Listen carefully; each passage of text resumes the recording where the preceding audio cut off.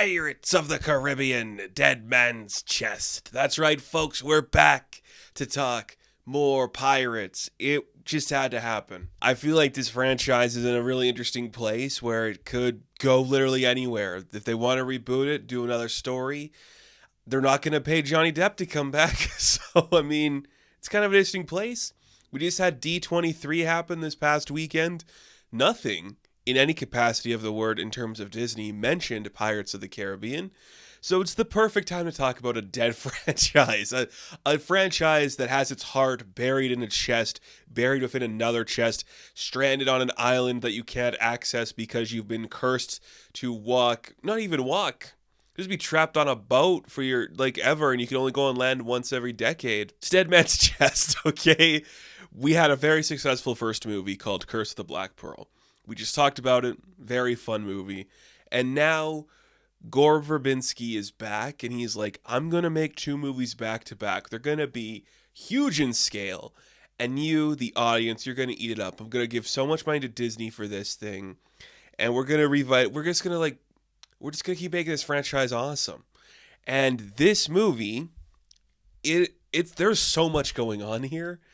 It is a packed film. There is so much just happening, and characters going to different locations and just doing specific stuff. And it's very much a movie where it's like, this is a MacGuffin and this is a MacGuffin. We have to have this thing to get to this thing. So much of just very specific plot details that either make sense to you or they don't matter. This is the one I think I saw first in cinemas. I remember vividly seeing the end of this movie and having no idea who showed up at the end, the very last scene of the movie, because I didn't see Curse of the Black Pearl before it. But now we have full context. We get every single joke that they make in this movie that's a reference to the last movie. When, is it... I forget their names. The guy with the eyeball, and is it Spaghetti? Is that his name? And he's just like, Rintel and Spaghetti, are that their stupid names of those guys when they call Elizabeth Boppet and stuff, and just all the jokes that's a reference to the previous movie. I know what they are now. But this one, we are just picking up kind of where we left off. Not really. Some time has passed. And we know that because guess who's now 21 years old? Yes. Isn't that crazy? That Keira Knightley was only 18 when she made the first one, and now she can literally vote now when she's making this one. I guess if she was in America. I don't know what the rules are over there where she's actually from. But this movie starts because Will and Elizabeth are going to be charged and probably killed for helping Jack Sparrow escape. And then everyone's like, well, that's stupid. It's just a plot device where they can leave the shores of, whatever European country you want to say they're a part of, and then they can just get on a boat somewhere and go. So Will is going to leave first because we have a new villain to face that's in, the Navy, and his name is Tom Hollander. I don't remember the character's name. And he's like, there's something I need you to get for me. I need you to get me the compass, and the compass will lead me to the chest that has the heart, but I need the key first. Who has the information of the key? Right, Jack Sparrow gets the picture of the key, which I know why we have a picture of the key. It's so we, the audience, know what we're looking for, but why do they need a picture of the key? Wouldn't he know what the key looks like? It doesn't matter, okay? Will has to go get Jack. Elizabeth is going to be trapped in a prison cell. Jack is with his crew, which is the people from the last movie, like Gibbs and the parrot. They get a picture of the key. And what they're going to do is not die, because Jack gets visited by an omen played by Stellan Skarsgård, who is Bootstrap Bill, bringing it back from the first movie. Will's dad is kind of alive, if you want to say that's living. He is a barnacle boy, and he's got a starfish on his face, and he's like, Jack, I can't stop him from coming for you. You made a deal with him. 30 years you'd control the Black Pearl, and now the time has come to collect.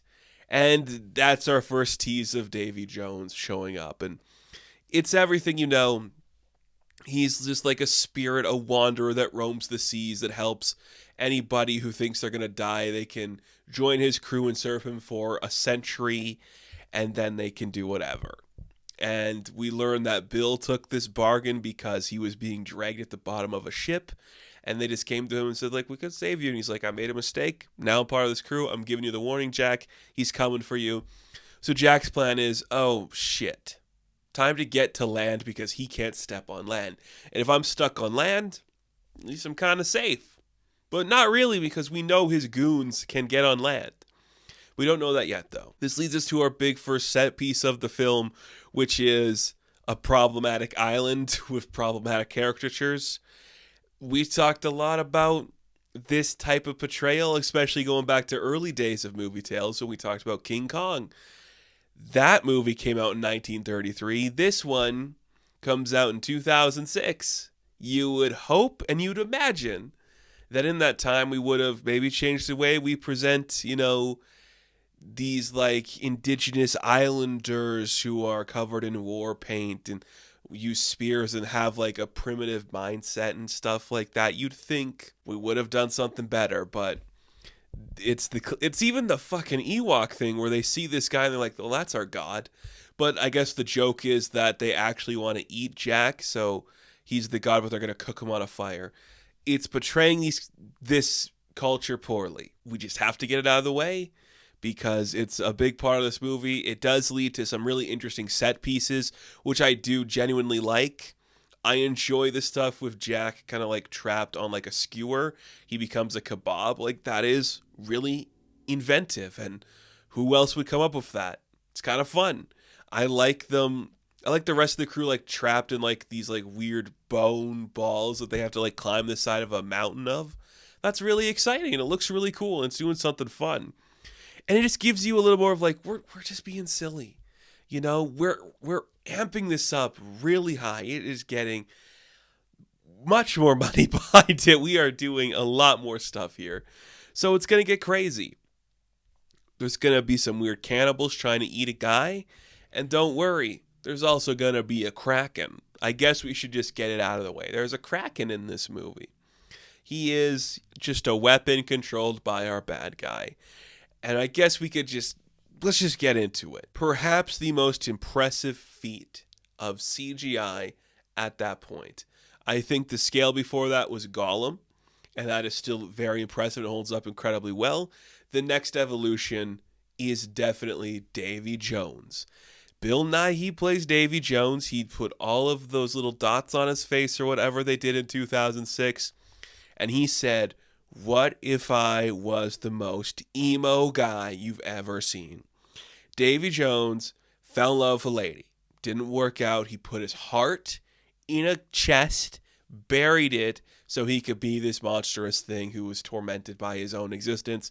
It is just gothic and creepy, and he looks freaking awesome. That is, all those guys on the Flying Dutchman, they look amazing. I love the guy whose head's a shell and he turns into a crab to crawl away. I love the hammerhead shark guy. I love Barnacle Boy, Bootstrap Bill. But Davy Jones, weird octopus face with moving tentacles, smoking a pipe, has a claw for a hand, plays a freaking piano in this. He just whips out an organ in his room, just being like, I am the Phantom of the Opera. Every action I take is because a woman scorned me. Rah! And that's just freaking sick. What a cool bad guy. His ship looks freaking awesome. His buddies look awesome. And he's just aware of his situation. He wants Jack. Jack's like, I'll give you 100 souls instead of me. He's like, fine, I don't think you can do that. And then he realizes that everyone just wants to find his heart now because all of our parties are in motion and more characters are showing up all over the place. Elizabeth gets out of prison. She eventually winds up on another ship, so we're introduced to this other ship. It eventually gets destroyed by the Kraken because Will's on it, and we're summoning the Kraken to get Will. And they all kind of meet on another island, which is just like, okay. We're also reintroduced when we go to Tortuga. We get Norrington returning, so there you go. The dickhead from the first movie's back, and he's like a bastard version of himself. Just, I'm broken and drunk, and I'm a loser, and nobody likes me. I'm being discredited. Why did that happen? Because he, like, under his watch, a pirate escaped? It's very strange. I feel like they wouldn't demote him that badly. Naomi Harris is also in this, which she plays an interesting character. You could say it could be a stereotype. It might be. She's a weird swamp lady in like a swampy bayou river who talks in a very specific tongue and gives our characters all the answers they need. So, you know, that's kind of cool, I guess. She explains who Davy Jones is. She is just like an exposition location. When we go see this girl, she'll tell us what's up. And I guess that's exciting. It's what a weird movie. Again, I'm not against anything going on, but when you sit down and think about it, it's about people either trying to grab a compass that Jack Sparrow has, or people trying to get a key. And Will eventually gets the key, and then he like loses it, and then there's a huge fight on an island between three guys, Will, Jack, and Norrington, all trying to get this key, and that turns into more hijinks, and it's a Gore Verbinski classic of just using a huge set piece and having fun with it. Verbinski is really good at showing you like where people are in terms of like location. We're very aware of each individual character's presence in a sequence, especially when we're on like an island. We are very much aware like we started here on the shores, we're now higher up, everyone's coming back down to this location. And that's when you kind of realize that there's like 100 people in this movie and it never ends. So many more just keep showing up. People just keep showing up and you're like, damn, we're really good at using like props and stuff for fighting. At the end of the day, it's like we have too many characters who are now kind of main characters. How many of them are we going to kill off? Are we going to kill off any of them? Oh, we're not. We're not going to kill off any of them. In fact, only nameless characters die, including the bad guys. You're like, okay. Very weird. This movie is aware it's getting a sequel, so it definitely plays itself up like that. I also don't think this is like the best performance for any of the people in here. We let Will have more fun, so Orlando Bloom's doing like sillier stuff. And Keira Knightley, she doesn't get much to do, which is like a shame because she was like a crucial part of that first movie. And Depp, we've talked about him already. You know what this role is, and now that you are in the sequel and people are like, well, this is the thing we like, ooh, let's just like amplify that as much as possible. And they do. And I think what's the most interesting is just like how far we've come from the first movie, where it's a magic curse where the Black Pearl has skeleton pirates on it. Now it's like, yeah, there's a devil that roams the ocean and can summon a big octopus to eat you and your ship. And then the Navy, or it's like, it's a trading company. What does Hollander work for? I don't remember. He's just like, if I get the heart of Davy Jones, I control the seas and I can control the Kraken. And you're like, what are we doing? So much is going on here. It's not as action heavy as you're expecting. It's more set piece heavy. It's either the sets that we're doing like, you know, three people fighting on like a moving wheel on an island, or when we do like the big like battles on the ship, it's a lot more of like we're just fighting big CGI tentacles. There's no like swashbuckling stuff jumping from ship to ship. We do put stuff in cannons to blow things up.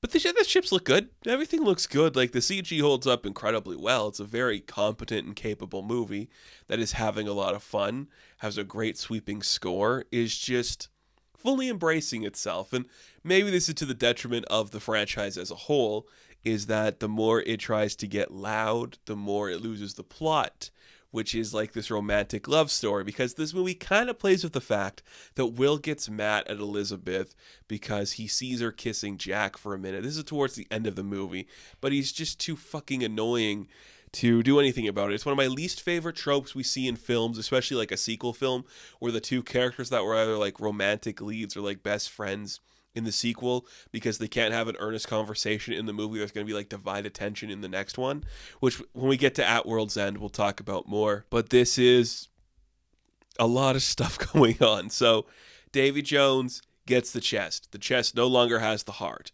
Bootstrap Bill, where is he currently located? He's still on there. He played like a game I don't understand the rules to, where he just been like, I have like 9 5s or 12 5s or something, and like eternity on the ship. And like, so that's where Bootstrap Bill is.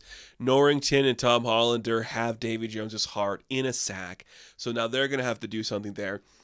Elizabeth handcuffs Jack to the Black Pearl, so he's stuck there while the Kraken comes to fight him.